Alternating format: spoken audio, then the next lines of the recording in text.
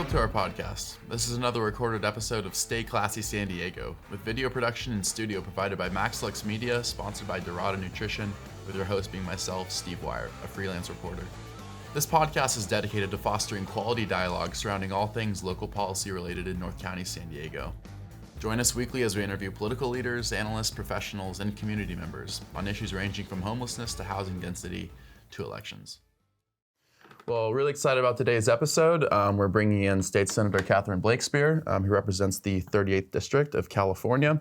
Catherine's been on the show previously, but I wanted to bring you in again to sort of discuss, now that we're 6 months into your term in office as State Senator, to sort of update people on what you've been up to up in Sacramento, sort of how that relates to some of the things happening down here that people are concerned about in the district. But just first of all, quick introduction. Catherine Blakespear is the former mayor of Encinitas, was on the city council from 2014 to 2016, and then was the mayor of Encinitas from 2016 to 2022. She was also the former chair of the Sandag Board. She was a member of, she was part of the Airport Authority Board, part of forming the CCE in Encinitas and the county, and was on the board of the water and wastewater board members. So I wanted to give us some introduction time to sort of discuss, like, for you, telling people about, 6 months into office, what you've been up to, sort of some of the policies you've been working on, some of the bills you've been introducing, and some of the, just basically what you expected going into the office and sort of how reality has matched that. So if you can just sort of explain to people, the first 6 months as roughly as you can. Yes, well, thank you so much for having me. Yeah. I'm happy to be here. So it's been 7 months that I've been going to Sacramento. So I fly up on Monday and I fly home on Thursday. So I'm there most of the week. I represent almost 1 million people here, though, in San Diego County and Orange County.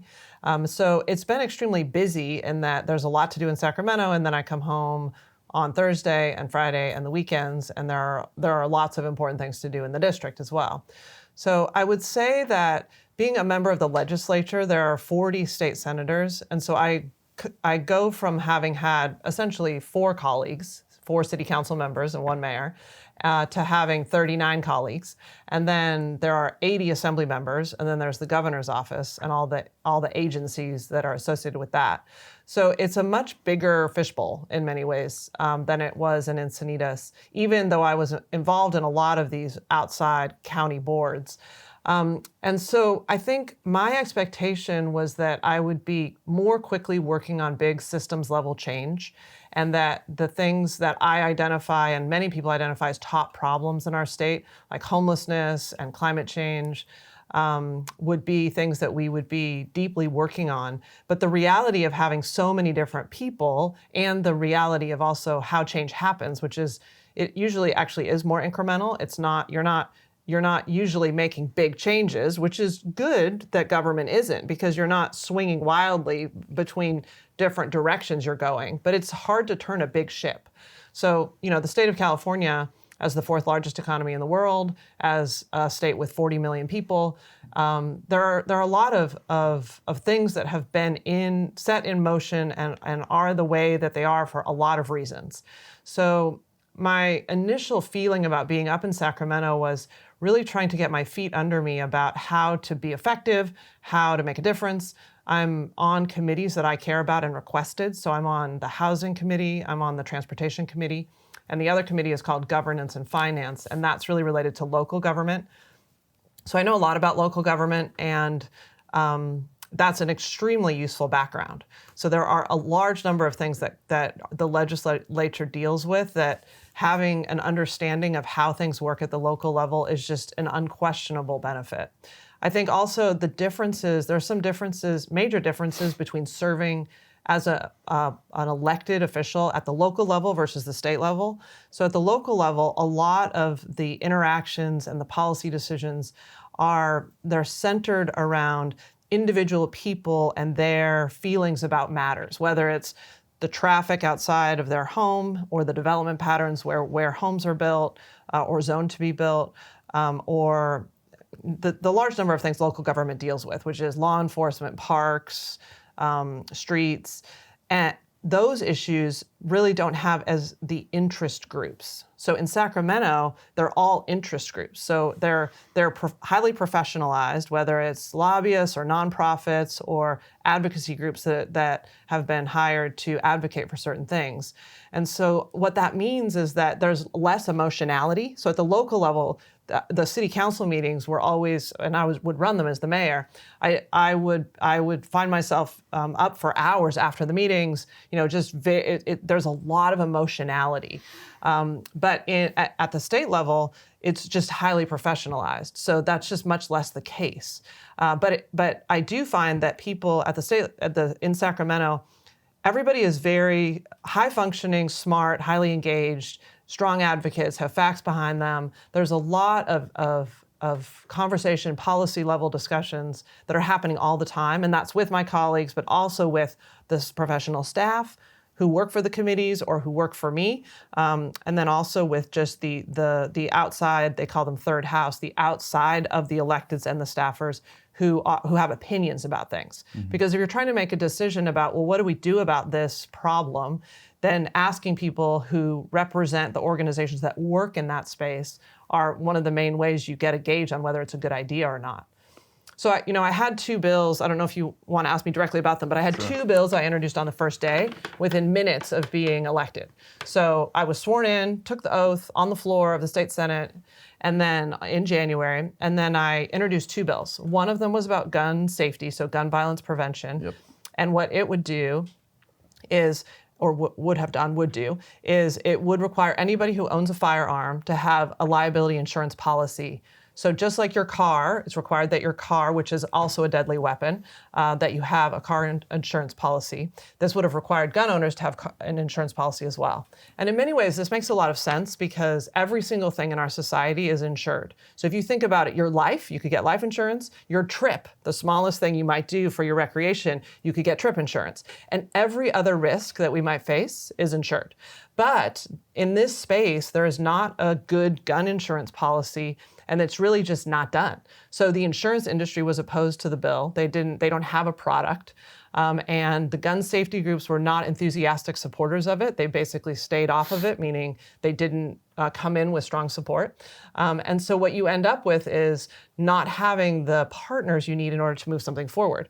So I think even though it's a good idea and individual people think it's a good idea, and there were definitely some gun safety advocates who thought it was a good idea and came and spoke in favor of it, in the end, it didn't even get an actual vote in the first committee.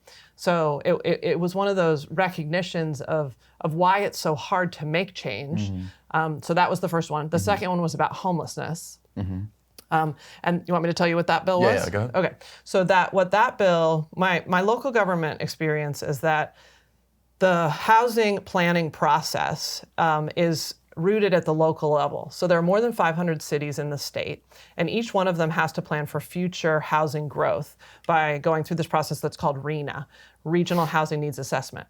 And this in Encinitas was very controversial, but in many cities it's actually not controversial. It's just a routine part of what the city does. But notably, this planning process does not involve a category for homelessness. So cities are actually not planning for their homeless residents to be housed. And when you look at homelessness, we have at least 170,000 homeless people in the state.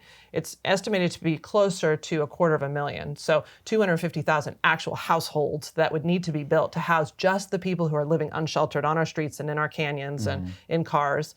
And this number is growing. So this is, I think of this as an absolute humanitarian crisis, and we are not stopping the flow. The number of people coming into homelessness is far surpassing the number of people exiting homelessness into housing. So the core problem is that no level of government owns the problem. There's not the state, the county, the cities. Nobody sees it as their job to solve for homeless serving housing. Mm-hmm. And there are different parts of it with drug addiction and mental illness. The county has that role. There are different segments of homelessness: veterans, LGBTQ, foster youth, formerly incarcerated, people who are just simply poor, which is a large section, one of the largest growing sections over age 65. So there are all these different ways you can look at how do we solve homelessness. But ultimately, having that be part of every city's planning process to house the number of people who are counted in the point in time count on their streets as being homeless, to me, makes a lot of sense. So that actually did make it through two committees. But cities couldn't do that without an appropriation of money. So they would need money to provide opportunities for homeless serving housing. And in the Appropriations Committee, it didn't make it through. So it basically was turned into a 2-year bill. Okay. And so those were my two really big bills that I introduced on the first day, and they're not moving this year. Sure. So it's an example of what I was, in answer to your original question, is how difficult it is to make progress on some big things. Yeah, absolutely. So that's one more follow-up question on that is, in terms of SB 8 and then SB, what was the other one? It's SB 7, SB 8. 7, SB 8. Yeah. So that experience sort of then informed you in terms of, on the local government level, as mayor, things happened differently. Things happened maybe more, is it safe to say more quickly, more rapidly than they do at the state government level in terms of the power that you have as, a mayor, as a city council person versus the power that you have as a state senator to make change happen overnight. So was that experience for you sort of discouraging? Was it sort of teaching you something about that you didn't know about how a state government works, or sort of what do you take away from how to move these bills forward, how to move policy forward at the state level? Yeah, it's funny because I don't think anyone would describe local government as being fast moving. People are always saying that everything always takes so long, which is true. But part of it is that we have a robust public engagement process for many of the big questions, like development questions, especially when we're in the coastal zone here in Encinitas almost exclusively, which means we also have the Coastal Commission. There are a number of different things that control what we can do. But I guess I would say I really just found my experience with SB 7 and SB 8 to be part of the learning process. I feel highly engaged. I feel very active, mentally active. My time is very active. Thankfully, I'm in good health. So I feel like I'm really running at top speed. And those experiences with SB 7 and SB 8, the homeless and gun safety bills, really just showed me what does the path to be successful look like? These are some things to try to avoid next year. Like, for example, to have a bill that might be a good idea that individual people think is a good idea, but doesn't have support of organizations is probably not going to be successful. So really talking in the gun violence prevention space, really talking with the gun safety groups about what is on the table for support and what are the problems and reasons they didn't support this, and is there anything we could do about that so that I could earn their support? And it really does make sense that in some ways they're validators for all the other people who aren't involved in the gun safety space. So what they think, and it's the same in the climate space or the housing space, it's like, well, what do these other big organizations think about these problems or this proposed solution? Sure. So with SB 8 specifically, before we move on, I just wanted to ask, you mentioned that one of the reasons you felt like the bill didn't move forward was because it sort of lacked support from these key groups. And I'm curious to know, do you intend on sort of maybe reformatting the bill or restructuring the bill or coming up with a new policy proposal altogether that you think will advance gun violence safety while garnering the support of the people that need to move this thing forward? Yes. I mean, I do expect to continue working actively in this area. I'm supporting the other important gun safety bills from other colleagues of mine and giving them voice and speaking at press conferences with them and talking about them on the floor. The different ways that you can be an ally to partners and my colleagues, I'm doing that. But Sure. Absolutely, I will be reintroducing that. And that one is SB 8. SB 7 is the homeless one, which is actually, homelessness is the top issue that I really want to work on. And then transportation, which we'll talk about in a little bit, I think. But those are really the three. Transportation, I think of, is underneath a climate change, environmental commitments. Those are the three things. And I talked about them with you in the original podcast. And those are the same things that I'm continuing to work on. Sure. So let's talk about SB 7 and homelessness for a bit. So I thought it'd be worth mentioning for the purposes of our conversation. There was a study that came out in just the last few weeks from the UCSF Benioff Homelessness and Housing Initiative, which looked into specifically the demographics of homelessness, like who is homeless and who is coming into the state homeless, who's homeless in our state. So it found that California's homeless population is predominantly made up of people who lived in the state before losing their housing, with nearly half over the age of 50, and a disproportionate number who are Black and Indigenous, according to the statewide study, which was released last Tuesday. This was the largest examination of homeless adults in apparently nearly 3 decades. So I'm curious to know, for your purposes and as a state senator, I'm sure you're somewhat familiar with some of these facts, but like, how does a study like this inform, let's say, more a targeted approach of the issue, knowing like who is homeless, like why they're homeless, like does this tell you anything new, or how does this sort of like inform our approach as state legislators to the issue?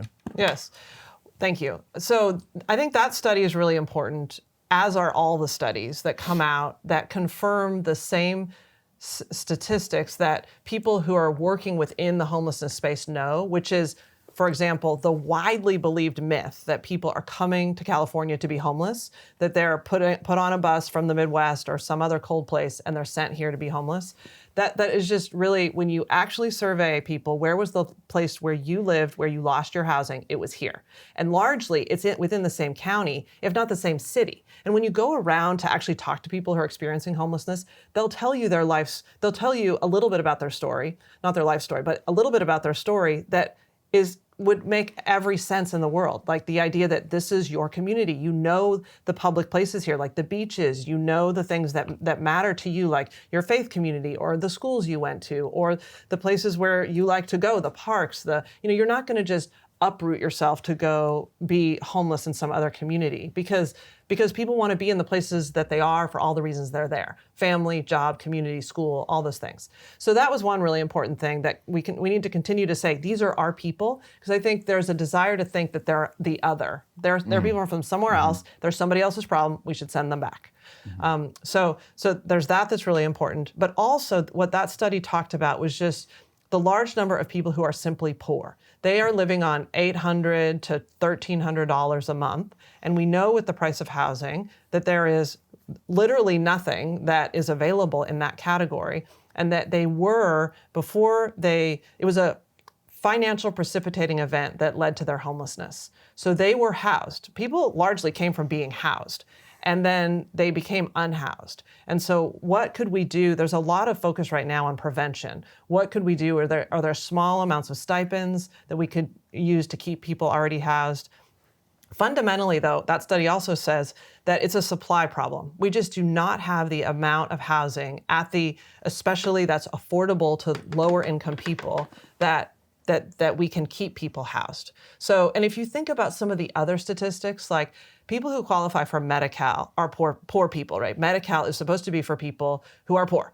And we have 1/3 of our state on Medi-Cal. So you think about the reality of a minimum wage job or 2 minimum wage jobs, if there's another person who they're married to, or someone's holding down 2 minimum wage jobs, or just people should be able to live on one, but they're just not able to earn enough money to do the things that you need to do to live, to pay for housing, transportation, food, let alone have the opportunity to rise and to be able to access greater levels of success and personal freedom.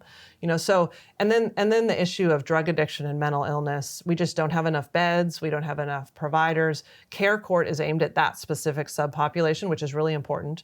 But the whole ecosystem of people who are homeless is a big, and I would argue the biggest problem in the state. And I'll just say from my perspective, I do not want people living in public places. It's not good for them.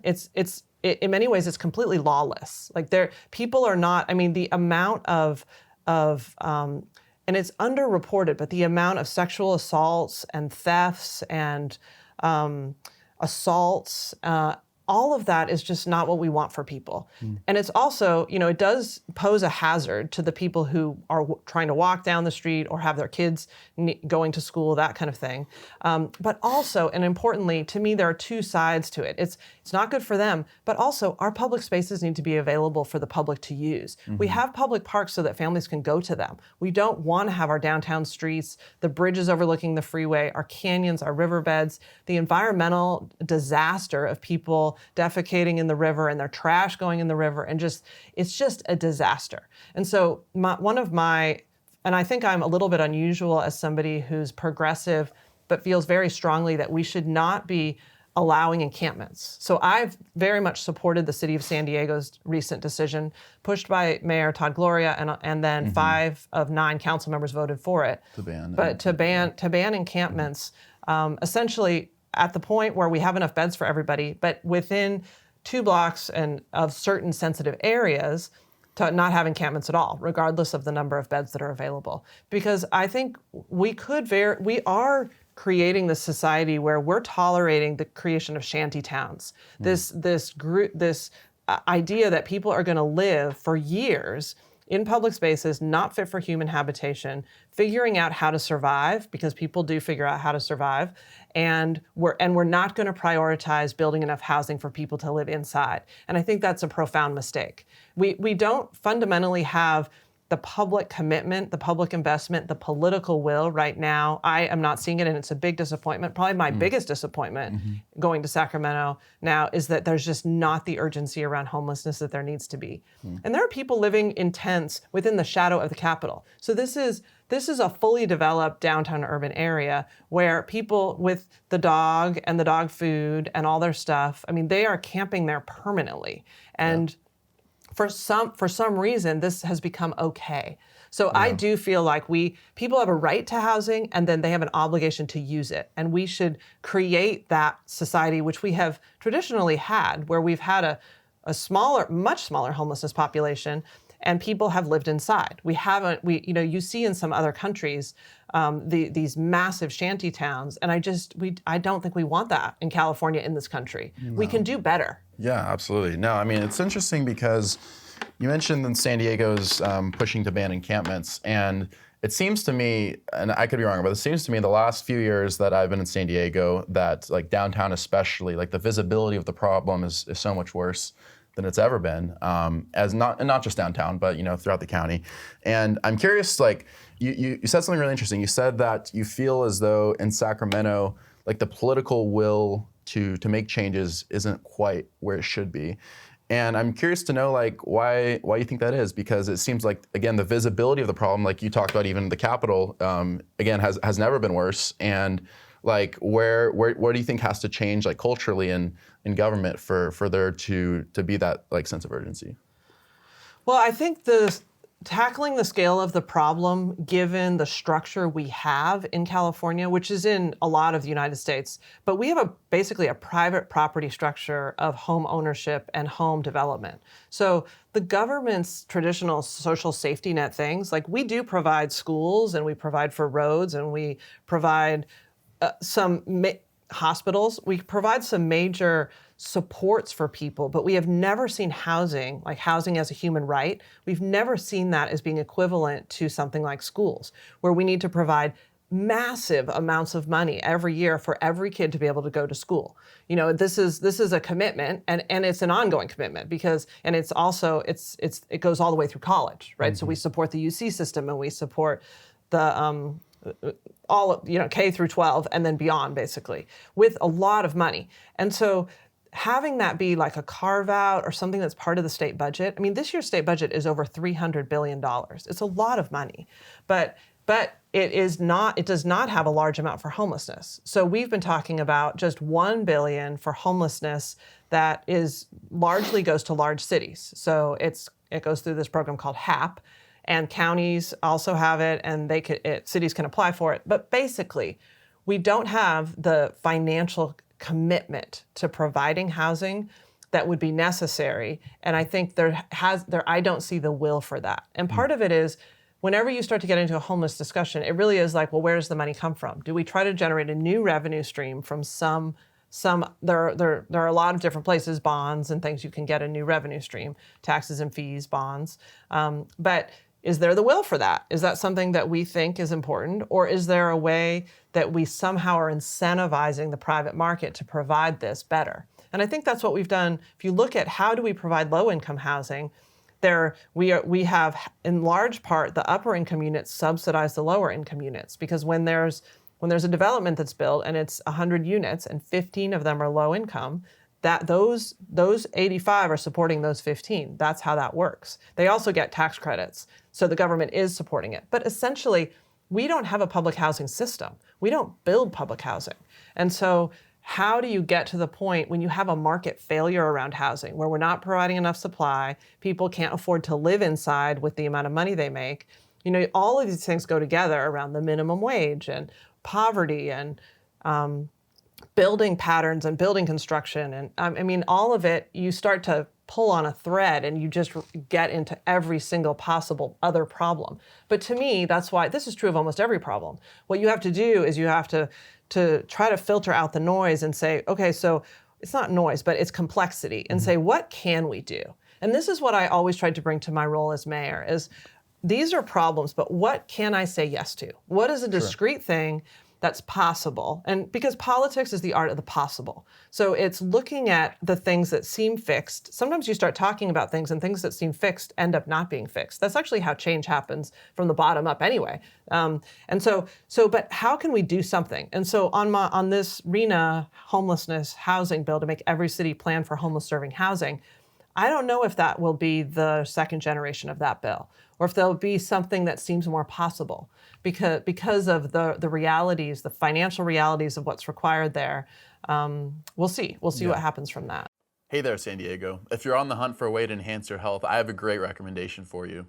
Dorado Nutrition is a company that's all about helping people live their best lives through top-notch American-made supplements.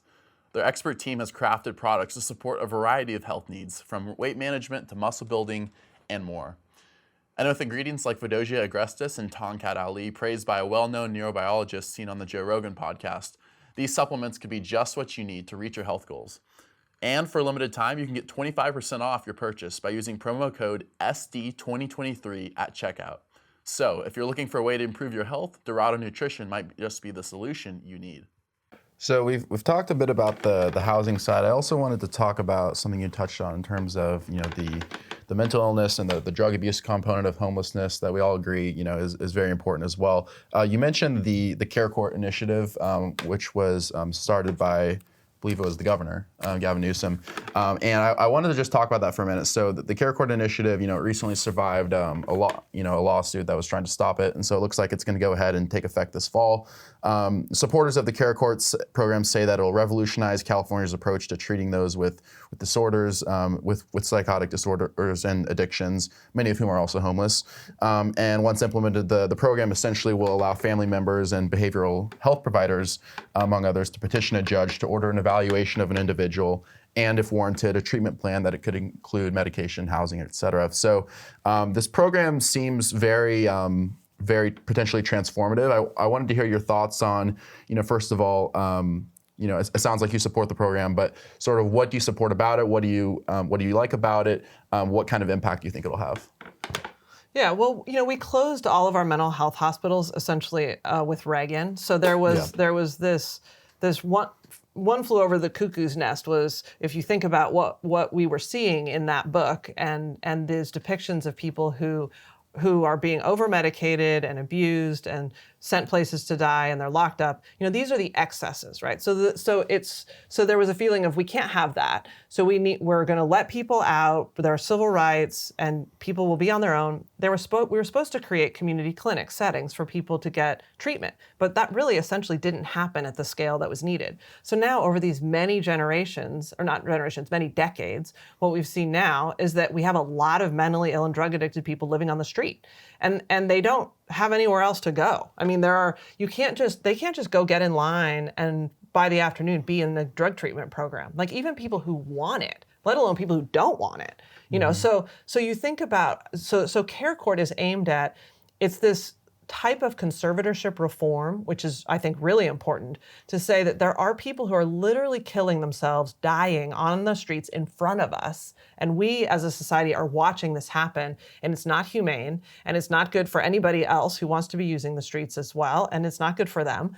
And so what we need to do is get them into a system. So we need to get them before a judge, have them be put into treatment, even if they don't consent. And that's the real rub of this is, what do we do about a lack of consent? Do we do it anyway? And so one of the bills that we passed off the floor of the Senate was redefining what gravely disabled is. Mm-hmm. Because right now, if somebody is acting completely crazy, or they're naked, or they're defecating, they're urinating on the street, they're masturbating, they're doing these like crazy things that you see, what is a police officer's ability to intervene with that person? Yeah. And if the definition is so narrow that they're not a threat to themselves or others, because those things I just described are not a threat, they're just clearly very antisocial behavior. Yeah. You know, you want to be able to have an analysis that says gravely disabled is broader than just a threat to themselves or others, and that they can be taken in and they can get treatment. The issue really is, how are they going to get treatment? Do we have enough beds? Do we have enough slots? Do we have enough people hired to do that work? So the counties are very involved in this right now. It's a top focus of theirs. Sure. Because ultimately, cities do not have the capacity to provide mental health and drug addiction services. That is the core of county mental health services, human services. Excuse me. So they need to have the money to do that work. Sure. Do you feel as though like counties and local jurisdictions are getting that support from the state where they can like actually make a meaningful like sort of dent in the problem, like in terms of the mentally ill, in terms of the drug addicted? I mean, we've talked about the lack of beds, you know, the lack of resources. Like, is there sort of the will from the state, do you feel like, to the sort of backup assistance for these people at the local level? I don't know. I guess what I would say is there's a lot of focus on accountability right now. The reality that $17 billion has gone out for homelessness, and homelessness is getting worse in double digits. I mean, so it's like, where is this money going? And so the word accountability is used a lot in Sacramento right now to apply to this homelessness analysis. And the idea is, if you're going to be receiving money, we need to know that it's working. But the issue, and this is what I say again and again, and I'm on the audit committee and I said it there too, is accountable to what? What is the goal? Because a lot of times the answer is, we're serving people, we're answering phone calls, we're providing information, we're providing food, we're providing resources. What does that mean? Because to me, it has to be accountable to becoming housed and staying housed, right? So the goal has to be that somebody who was going to become homeless didn't, or who was homeless became housed. Not that it's kind of like saying meetings were held. Like, meetings were held doesn't get you anywhere, right? It has to be that something happened from that meeting. And so this is the definition of what is accountability. That's where a little bit, I don't know if there's the clarity that I've seen on that. There's definitely not the desire to put in a lot more money without better accountability. But this goes to the core of who owns the problem, which comes back to my bill. Because it's like, who is actually going to be responsible for housing homeless people? And right now, we're still in this position of, it's the counties, kind of, it's the cities, kind of, but not if they don't want to. City of San Diego wants to, but what about the other 17 cities? Sure. I mean, look at North County and this critical shortage of beds. I mean, to shelter beds or long-term permanent supportive housing, all types of beds, critical shortage. And there's no urgency or requirement. Cities, I mean, I don't believe cities are acting with the urgency. And in many ways, it's because communities want someone else to handle the problem. They want to, they want the city of San Diego to do it. They want to send them back on a bus, these types of things. Yeah. So ultimately, some level of government needs to really own it. And I think, and say, we will receive this money and we will provide the housing. Sure.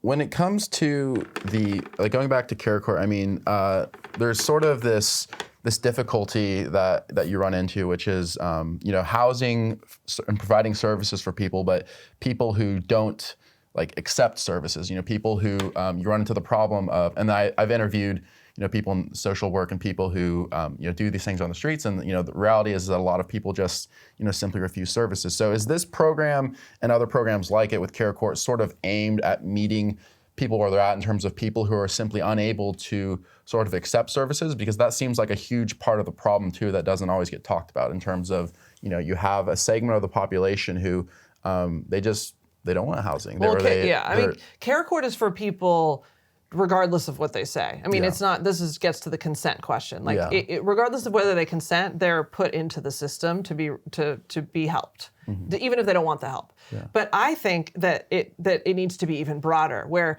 we need to say to people, you cannot camp here in the shadow of the Capitol, or in this riverbed, or on the downtown streets. You can camp over here in this other place that is controlled, that's overseen, and that is not the public spaces that the public's trying to use. Sure. So having, even for people who decline housing and they don't have mental health and drug addiction, that we should have controls over where everybody can live. Because I just don't think we should have people living in public spaces. Sure. Yeah. I wanted to move on and talk about something that you touched upon earlier at the beginning, which is the issue of transportation. Now, broadly, transportation has been a huge issue in San Diego County with Sandag having passed the RTP in, what was it, 2021 now? So that was almost 2 years ago. But there's also something that I wanted to talk about, which is you actually wrote an op-ed, I believe it was earlier this year, in the Orange County Register talking about progress that needs to be made on the Los San rail corridor. Now, the Los San corridor stands for Los Angeles, San Diego, San Luis Obispo. It serves about 6 counties with a population of around 20 million people, and has to do with the movement of freight and passengers through the region. It's the second busiest intercity passenger rail corridor in the United States. So a lot of traffic moving through there. And I just wanted to give you a chance to sort of explain to people sort of the argument that you made in the op-ed and sort of why we can do better when it comes to reinforcing the infrastructure around the corridor. Yes, thank you. So I think this is a 5-alarm fire. I mean, we have one rail corridor in this county that goes this 351 miles from San Diego all the way to San Luis Obispo, and it is not working. So what we have is the reality that in San Clemente, the corridor, the train has only run through there for less than a month of time in the last 7 months. So, and that's because debris is falling onto the tracks, and in 2 separate places, they've had to close the tracks to make sure that it's actually safe. And this is the beginning of this cascade of problems. We saw it happen in Del Mar as well, where it's right on the bluff, and the train had to be closed in order to shore up the bluffs. But the goal of this, I have a subcommittee of the Transportation Committee, which has on it the senators who represent the rail corridor, or the closest to the rail corridor. And the goal of this subcommittee is to raise the profile of the entire corridor, this whole 350 miles, as an actual thing. Because right now, we don't actually have any advocacy for the corridor. What you have is individual advocacy from individual transit agencies or individual members, like about Del Mar. But you don't have somebody who's saying, we need to have more transit, not less. We need freight to be able to be on the corridor instead of on the 5 freeway, creating a lot of congestion and pollution. And we want to have a train that works. And so, unfortunately, I think that, this is the beginning of a really important process, but unfortunately, the governmental structure of having these multiple different agencies that oversee the corridor, it really is not set up for success right now. So part of the goal is to really evaluate, if we want this corridor to be resilient, we want it to function for the next 100 years, we want people to be able to take transit, what do we need to do? And I think we need to move parts of it away from the bluffs, because a lot of it is right next to the ocean. Not away from the bluffs, away from the coast. Mm-hmm. So go into a tunnel, go inland, divert around. And we need to be able to do this with some urgency, because otherwise, what I call it a 5-alarm fire is that we need to be creating more transit options, especially fixed rail. And what's happening is we are slowly coming to accept that it's not going to be a possible option for transit. Because when you have to take an hour bus bridge that goes from Irvine to Oceanside, you do not see that as a train trip. Mm-hmm. And also just the delays on each side, getting on and off of both trains and buses, getting back on it. There are people, like I have friends who are my age whose kids go to school at San Luis Obispo, and they used to take the train all the way home. And they could even do that on the weekend and then go back to school. But now they either go to Irvine and their parents drive up there to pick them up, or they don't come home. Or they hitch a ride if they can find one, or, but it's like taken off the table as an option. Yeah. And there are lots of people who would use it to commute to work. There are so many reasons that people want to take transit and take the train versus driving. I mean, it's obviously substantially less stressful. It creates a lot less emissions. So for climate reasons, we need to be investing in this. Sure. And I'll say I was really sad to read in the newspaper that North County Transit District, NCTD, when I was on Sandag, we helped them, provided monies for them to buy new locomotives. And the news article said that they are going to be selling the locomotives because they can't find the money to staff the new trains. So basically, whenever you're running a train, you need to have money to pay the staff. And part of that ridership problem, ridership is at about 50% from pre-pandemic levels. It went up to 70%, and then because of the closures in San Clemente, it's fallen back to 50%. And so when you don't provide a service that people want to use, people stop using it. So it's this race to the bottom so we have fewer trains, mm-hmm. and then and then they go less frequently, and then fewer people take them. So the investment at the county level, which would be potentially a sales tax or other type of investment, money from the federal government or the state government. This was also highly contested, how much money the state was going to put into transit, because some transit agencies are at what they call a fiscal cliff. So if they don't receive money, they're not going to be able to operate, because transit fundamentally is not self-supporting. So it needs investment, public investment. It's not fare box recovery of $2 for a train trip or $6, depending on whatever transit you're taking, does not allow for the system to be able to pay all its bills. So and we do traditionally, transit is about 14%. Well, I'll just skip that stat. It's too complicated. But anyway, we need to do better. Yeah, absolutely. So one thing I wanted to ask you about is I've never gotten your opinion on this, but there's the long-standing thought that we've sort of turned our back on any hope for high-speed rail in California, and it's sort of become this almost graveyard of efforts and money that were poured into the system for the purpose of emulating the high-speed rail systems that we see, for instance, in Japan or I believe in certain parts of Europe. So I'm curious to know, I've never asked you before if you have an opinion about sort of the status of that and whether that's something that we should not be giving up on versus focusing on improving the rail systems that we have, improving the infrastructure that we have already. I mean, I think my biggest picture thought is that the prioritizing should be around the rail we already have and making it more successful, making it sustainable. This high-speed rail now has been reduced down to Bakersfield to Fresno. So the high-speed train would go Bakersfield to Fresno, which, maybe there will be some benefits to that.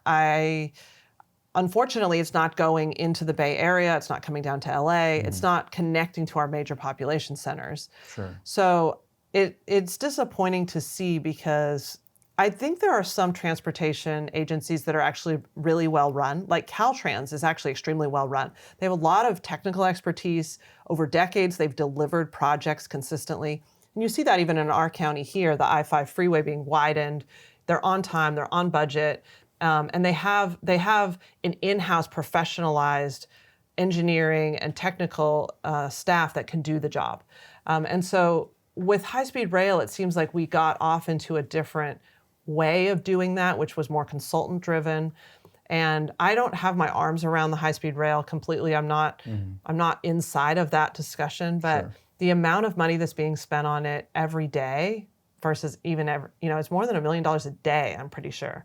And it's just a worry that that's not of high value. But it's coming from cap and trade funds. It's not part of the current budget.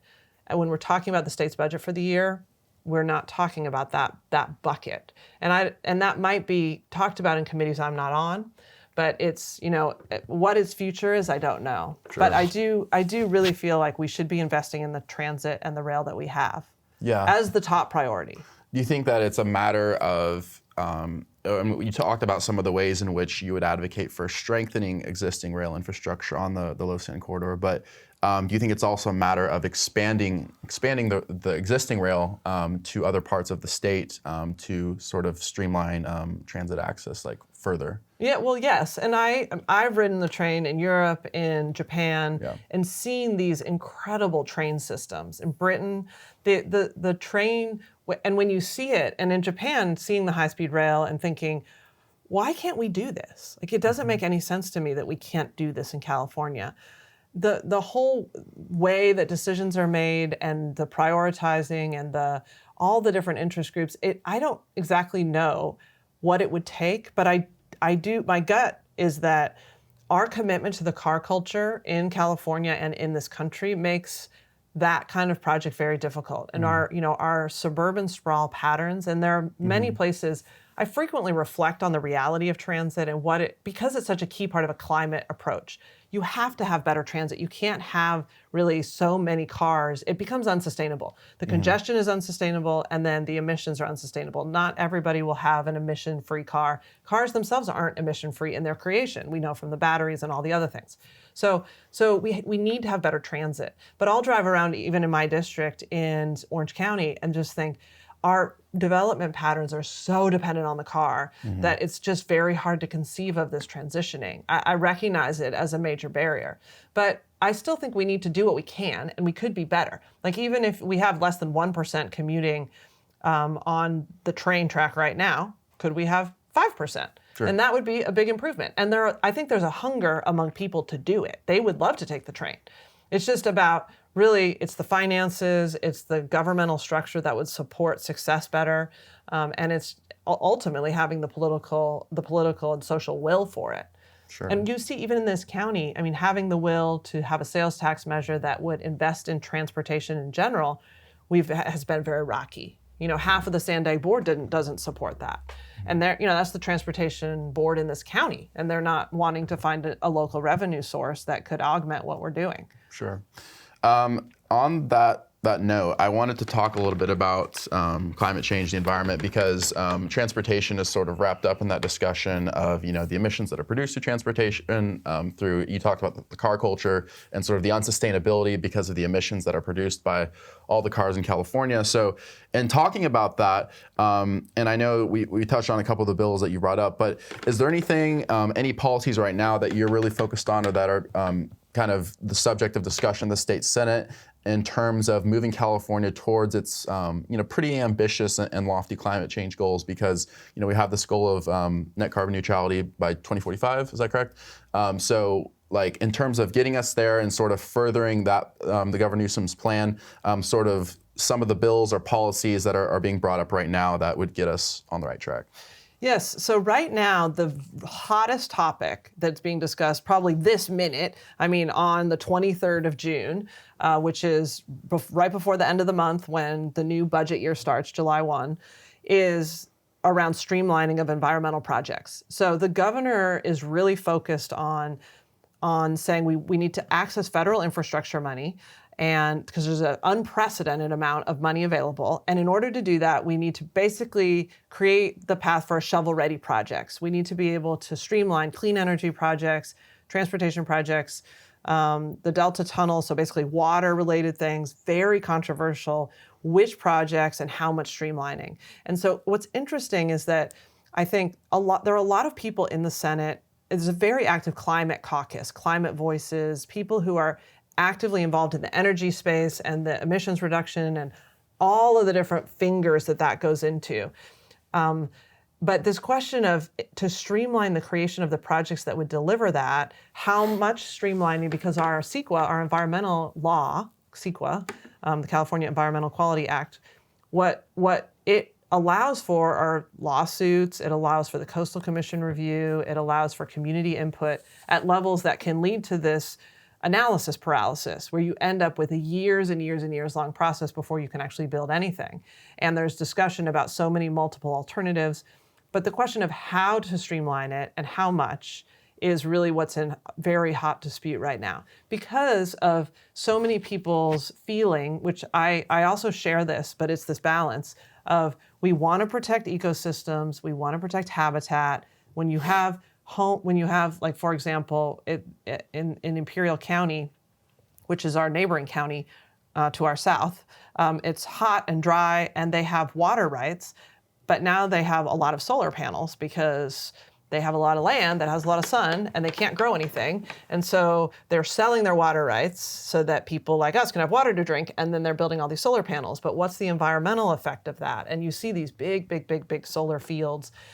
And just the reality of the effect on our state's environment when you do that. The other really hot topic is wind energy in the ocean. So what is the effect on the marine life and the ecosystem in the ocean? So I do think that this is something that is being worked out right now. And I lean toward we need to expedite and streamline more, because I very much value our CEQA laws, but I do feel like they can become excessive in their application. So the amount of time things can go on, the amount of lawsuits, and it really can lead to a lack of progress. And we need to make urgent progress on climate change. Yeah, well, and one thing on that note is I wanted to bring up, there was actually just reviewing today beforehand, I noticed that there was a new study out from the National Academy of Sciences about wildfires that's essentially there's been this huge surge in wildfires, obviously in the last several years. That's destroyed nearly 40 million acres across, the country, and in California, millions and millions of acres as well. So, it's attributed almost entirely due to climate change and due to extreme weather events that are facilitated by climate change. So, I wanted to ask you, in terms of wildfires, in terms of these extreme weather events, sort of what is the level of urgency at the state level in terms of mitigating some of the worst impacts of climate change, while also going towards some of the more fundamental underlying factors that are leading to this in the first place. So sort of that balanced approach of how do we mitigate the real immediate impacts of wildfires, of extreme weather events, and also addressing the more underlying factors. Yeah, well, addressing the underlying factors is one of the things that seems to also be really hot right now, is this idea of carbon capture. Mm-hmm. So, and I've recently saw this article where there's a bathtub and we're filling up the bathtub too fast, right? The spigot is still on. So we're creating all this carbon, all this emissions, the climate is heating. And as it gets to the top, you can't just expect that it's not going to overflow unless you open the drain.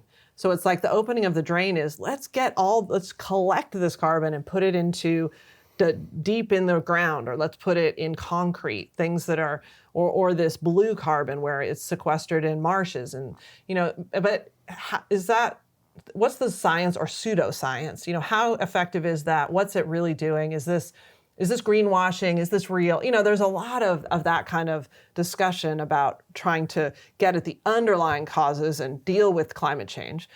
But then, to the wildfire point, some of the things we could be doing, like the prescribed burns, which create more fire, but it's on purpose and it doesn't get out of control.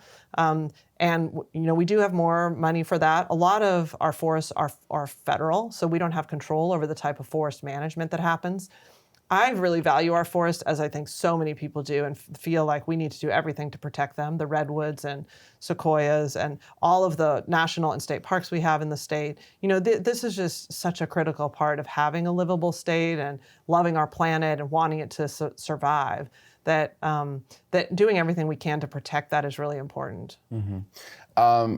On the front of renewable energy, we had a discussion in our last podcast where we talked about sort of the state's level of investment in renewables, and we talked about that largely in a conversation about the local level, since you had just finished your time in local office. But I'm curious to know on the state level, has your approach changed at all to that issue? I mean, I know, for instance, one of the things we talked about last time was that you are more on the side of caution when it comes to investment in, for instance, nuclear energy, because of your concern over waste storage. On the state level, I'm curious to know, because there was a recent decision last few months about Diablo staying open for a longer period, I think past 2030.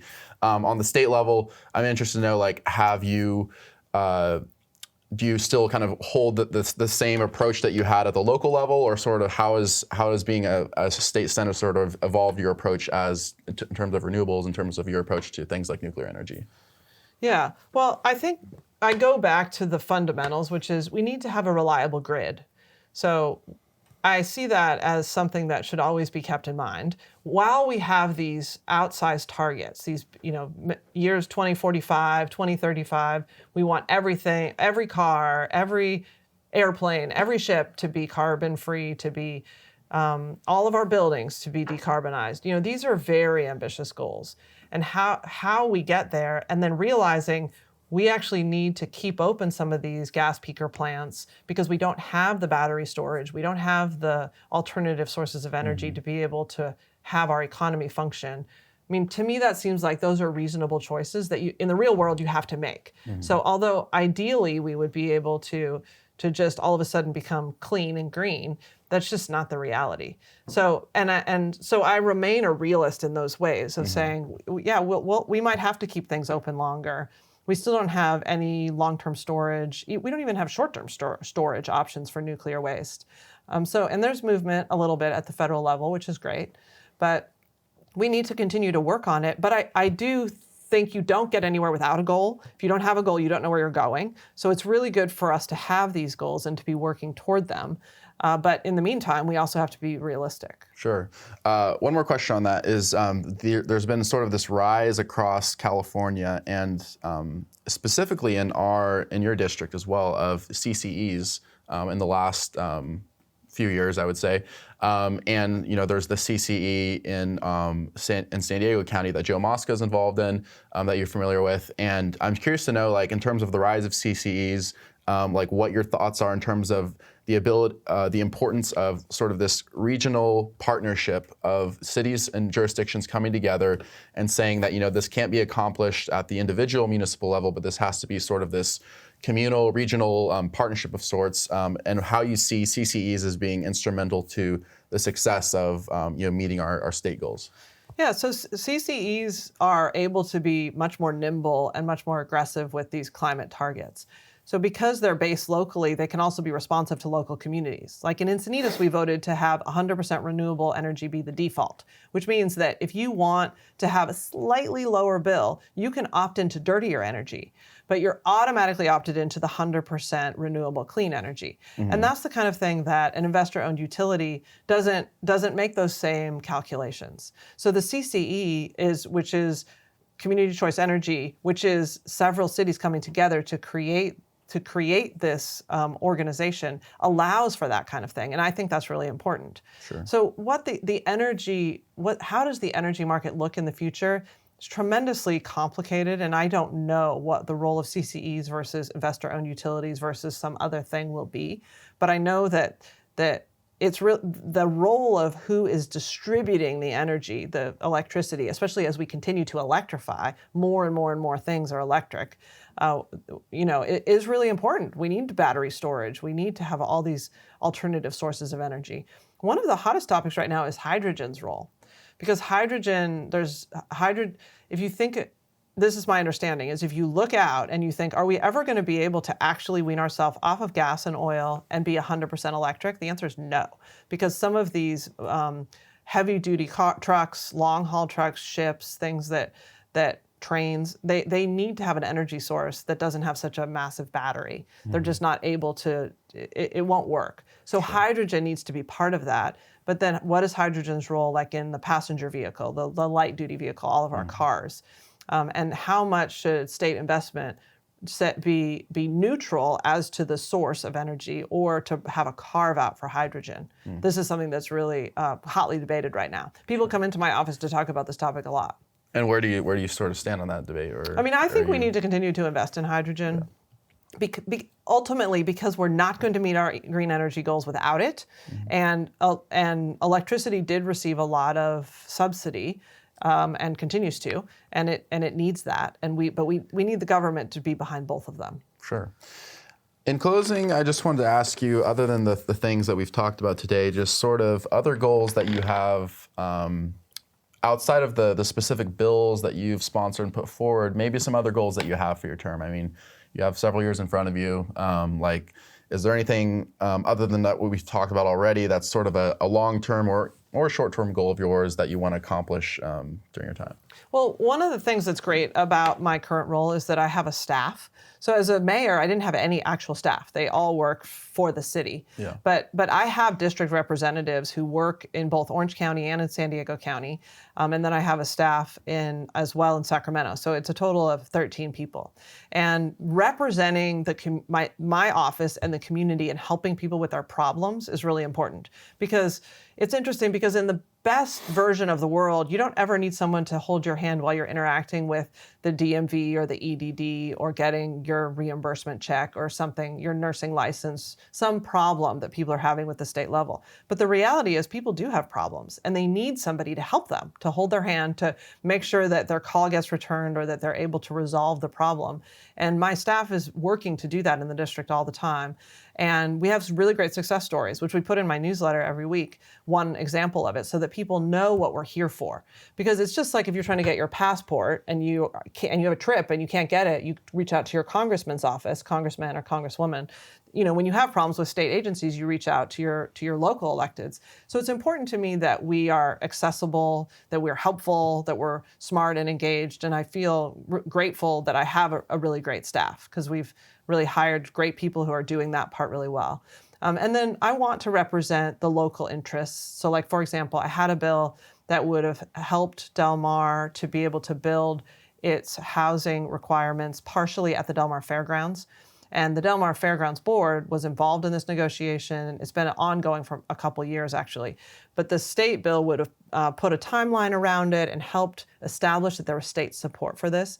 It was up to 61 units. So the Del Mar Fairgrounds is more than 300 acres. So this would be a relatively small portion. But that bill, that's an effort for me to help a local city accomplish its local goals. Sure. And that's something that I'm committed to doing and will continue to do. Yeah. So I want cities and I want local people to reach out to me, to offer their bill ideas to help affect big level change, but also solve their small, discrete, individual problems that substantially affect their life, and then everything in between.